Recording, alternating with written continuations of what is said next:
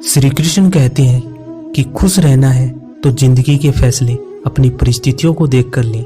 दुनिया को देखकर जो फैसले लेते हैं वो दुखी ही रहते हैं। जिंदगी में हैरानी भी होती है और बहुत परेशानी भी होती है। सब कुछ अच्छा होता है जब ऊपर वाले की मेहरबानी होती है।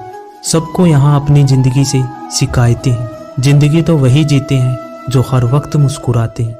जीवन में दिखावा दुख देता है।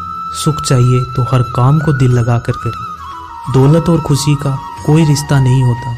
यह बात जो समझ जाता है वह जीवन भर खुश रहता है। जब ख्वाबों के रास्ते जरूरतों की ओर उड़ जाते हैं तब असल जिंदगी के मायने समझ में आते हैं। बातें अच्छी हर कोई कर लेते हैं परंतु अपने जीवन में अच्छे कार्य बहुत ही कम लोग करते हैं। जिंदगी का सबसे बेहतरीन हिस्सा वह होता है जिसे निस्वार्थ जिया गया हो। रुलाती है, हंसाती है, गिराती है, उठाती है, कभी दूर कभी पास अपनों के लाती है। यह जिंदगी हमें कितना कुछ सिखाती है। इस दुनिया में हर इंसान उस चीज के लिए रोता है जो उसके पास नहीं है। जब वह चीज उसके पास होती है तो उसकी वह कदर नहीं करता। जितना गैरों से सतर्क रहते हो उतना ही अपनों से भी सतर्क रहना चाहिए, क्योंकि सबसे ज्यादा धोखा अपने ही देते हैं। यही जीवन की सच्चाई है। 1 रुपए की औकात रखने वाले 1 लाख बताएंगे। ऐसे लोग सिर्फ आपका दिल दुखाएंगे। ऐसे लोगों से दूर रहना चाहिए। जिंदगी में कोई तब तक ही ईमानदार रहता है जब तक उसे बेईमानी का मौका नहीं मिलता। अगर आप काबिल हैं तो आपके हिस्से में मुश्किलें जरूर आएंगी। यह मुश्किलें ही आपकी ताकत बढ़ाएंगी। बेवजह और बेसमय जो सोते हैं वह जिंदगी भर रोते हैं। उम्र भर बोझ उठाया एक कील ने और लोग तारीफ सिर्फ तस्वीर की करते हैं। ऐसा जिंदगी में भी होता है। अगर जिंदगी में सुकून चाहते हो तो फोकस काम पर करो, लोगों की बातों पर नहीं। जिन्हें खुद पर भरोसा नहीं होता वह अक्सर भाग्य और दूसरों को दोष देते हैं। जिन्हें खुद पर भरोसा होता है वह सिर्फ कोशिश करते हैं। आज के दौर में छोटी सोच रखने वालों की संख्या ज़्यादा ही बढ़ रही है, जो दूसरों को सिर्फ नीचा दिखाने का प्रयास ही करते हैं। जीवन में जो गुरूर को दूर रखते हैं वही तरक्की के लिए तैयार होते हैं। जीवन में तभी कुछ पाओगे जब मुश्किलों से नहीं घबराओगे। अपनी जिंदगी में यह हमेशा याद रखना कि आप कितने ही अच्छे हो, अगर बुरे लोग हैं तो आप गलत ही सीखेंगे। अगर आप कितने भी बुरे हो और अच्छे लोगों का साथ है तो कुछ अच्छा ही सीखोगे। जिंदगी का एक उसूल बना लो कि किसी का दिल नहीं दुखाओगे। सच कहता हूँ, खुशियाँ तुम्हारे कदम चूमेगी। जिंदगी में जो जैसा मिले उसे वैसा ही अपना लो। रिश्ता निभाना आसान हो जाएगा। कारण चाहे जो भी हो, यदि आप अपने जीवन में उदास हैं तो आप कभी भी अपने उद्देश्य से लक्ष्य को प्राप्त नहीं कर सकते। जो व्यक्ति दूसरों की निंदा करने लगते हैं या उनमें दोष निकालने लगते हैं वह अपने जीवन की कमियों और दोषों पर कभी ध्यान नहीं दे पाते और उनका यही दोष उनकी असफलता का कारण बन जाता है। चिंता चिता के समान होती है जो जिंदा इंसान को जलाकर राख कर देती है। जीवन के उद्देश्य को पाने के लिए चिंतन करें, ना कि चिंता। दिखावा वही करते हैं जो अज्ञानी और अहंकारी होते हैं। यदि आपके अंदर अज्ञान और अहंकार है तो आप जीवन में कभी भी सफल नहीं हो सकते। तनाव में रहने से व्यक्ति अस्वस्थ हो जाता है और वह किसी भी कार्य को अच्छी तरह से नहीं कर पाते। जो लोग जीवन के उद्देश्यों को जानते हैं वह लोग दूसरों को बताते नहीं, और जो नहीं जानते हैं वह दूसरों को बताते हैं। आपके जीवन का उद्देश्य क्या है, इस प्रश्न का उत्तर केवल आप स्वयं दे सकते हैं। और जिस दिन से आप इस प्रश्न का उत्तर ढूंढना शुरू कर दिया, समझ लीजिए आपने जीवन शुरू कर दिया। यदि आपने रामायण पढ़ा होगा तो आपको ज्ञात होगा कि भगवान राम एक राजा के पुत्र थे और उन्हें ईश्वर का अवतार माना जाता है। इसके बावजूद भी उनके जीवन में सुख और दुख दोनों था। यदि प्रभु श्री राम के जीवन में दुख ना होता तो वह मर्यादा पुरुषोत्तम श्री राम ना कहलाते। एक बात हमेशा याद रखें, इस पृथ्वी पर जो भी व्यक्ति आया है हर एक का जीवन सुख और दुख से भरा पड़ा है। श्री कृष्ण कहते हैं, जो बीत गया उसे आप नहीं बदल सकते और जो आने वाला है उसे आप जानते नहीं। इसलिए भूतकाल और भविष्य काल की चिंता छोड़ दें। आप आज जो कर्म करेंगे उसी का परिणाम आपको भविष्य में मिलेगा। और अपने समय का अधिकतम समय लक्ष्य के प्रति समर्पित करो। दूसरों में कमियां ढूंढना हमारी सबसे बुरी आदत है। इस आदत को छोड़ दो, खुद की कमियां ढूंढें और इनमें सुधार करें। खुद में किया गया सुधार आपके जीवन को पूरी तरह बदल देगा। आपकी क्षमता दिन दुगनी और रात चौगुनी बढ़ेगी। जीवन में संकल्प लेना सीखें। उदाहरण के लिए, अगर आपने सोचा है कि आज हमें यह कार्य करना है, तो उस कार्य को निश्चित ही करें। अगर आपने सोचा है कि 2-4 घंटे पढ़ना है, तो ज़रूर पढ़ें। भले ही मन पढ़ाई में ना लगे, पर एक अच्छी आदत बनेगी जिससे आपको सफलता की एक सीढ़ी चढ़ने में आपको मदद मिलेगी।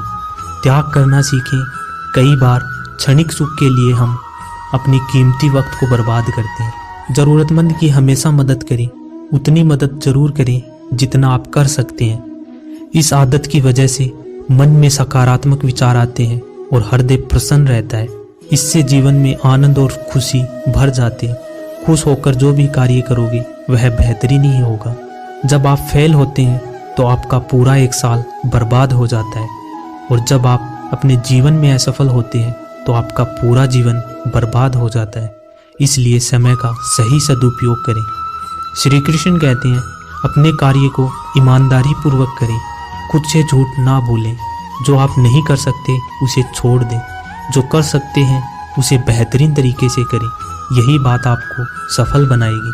समाज परिवार के डर से निर्णय ना लें। जब सफल होगे तो सब आपकी तारीफ करेंगे। समस्या का समाधान ढूंढें, बहाने नहीं, क्योंकि असफल लोग ही अधिक बहाना ढूंढते हैं और सफल लोग समाधान ढूंढते हैं। अगर इस दुनिया में कोई भी काम जो दिल से करना चाहते हो, तो उसका आपको इस दुनिया में एक भी ऐसा इंसान है जो कर रहा है, तो आप भी खेल खेल में उस काम को कर सकते हो। गिरते रहो, भटकते रहो, सीखते रहो, लेकिन कभी हार मत मानो। जब लोग आपकी नकल करने लगे तो समझ लेना जिंदगी में सफल हो रहे हो। कमाओ, कमाते रहो और तब तक कमाओ जब तक महंगी चीज सस्ती ना लगने लगे। एक कक्षा में अध्यापक छात्रों को पढ़ा रहे थे। तभी कक्षा के 2 छात्र आपस में झगड़ने लगे। उनका झगड़ा देखकर अध्यापक ने पूछा, क्या बात है, तुम दोनों ऐसे झगड़ा क्यों कर रहे हो? एक छात्र बोला, सर यह मेरी बात नहीं सुन रहा, बस अपनी बात पर अड़ा हुआ है। दूसरा छात्र बोला, सर मैं इसकी बात क्यों सुनूं? यह जो कह रहा है वह गलत है, ऐसे में इसकी बात सुनकर क्या फ़ायदा। इसके बाद दोनों फिर से आपस में उलझ गए। दोनों की सुलह कराने अध्यापक ने उन्हें अपने पास बुलाया। दोनों छात्र अध्यापक की डेस्क के पास जाकर खड़े हो गए, एक डेस्क की ओर और दूसरा डेस्क की दूसरी ओर। अध्यापक ने डेस्क की दराज से एक गेंद निकाली और उस डेस्क के बीचों बीच रख दिया। उसके बाद वह दोनों छात्र से बोले, इस गेंद को देखकर बताओ कि यह किस रंग की है। पहला छात्र बोला, यह सफ़ेद रंग की गेंद है सर। दूसरा छात्र बोला, नहीं सर, यह तो काली है। दोनों के उत्तर एक दूसरे से भिन्न थे, लेकिन दोनों अपनी बात पर अड़िग थे। दोनों में फिर तू मैं होने लगी।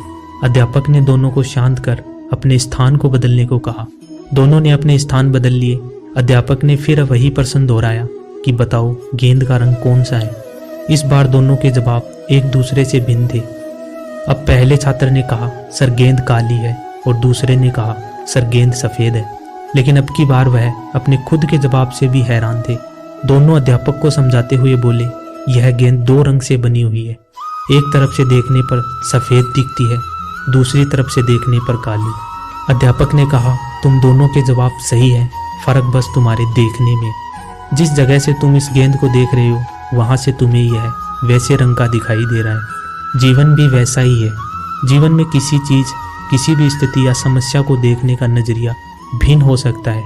यह जरूरी नहीं कि जिसका मत आपसे भिन्न है वह गलत है, बस यह हमारे नज़रिए का फ़र्क है। ऐसे में हमें विवाद में पड़ने के स्थान पर दूसरे के नज़रिए को समझने का प्रयास करना चाहिए। तभी हम किसी की बात को बेहतर ढंग से समझ पाएंगे और उसे अपनी बात को बेहतर ढंग से समझा पाएंगे। दोनों छात्रों को अध्यापक की बात समझ में आ गई और दोनों ने अपना झगड़ा बुलाकर सुलह कर ली। इस कहानी से हमें यह सीख मिलती है, जीवन में परिस्थितियाँ भिन्न हो सकती हैं। उन परिस्थितियों के प्रति लोगों के नज़रिए भिन्न हो सकते हैं। हम अक्सर किसी भी परिस्थिति को जाने बिना अपनी टिप्पणी दे देते हैं और अपनी बात पर अड़ जाते हैं। ऐसे में विवाद या बहस की स्थिति निर्मित होती है, जो अंततः संबंध बिगाड़ने का कारण बनती है। इसलिए किसी भी बात पर अपनी टिप्पणी देने से पहले स्थिति या मामले की अच्छी तरह जानकारी लेनी चाहिए।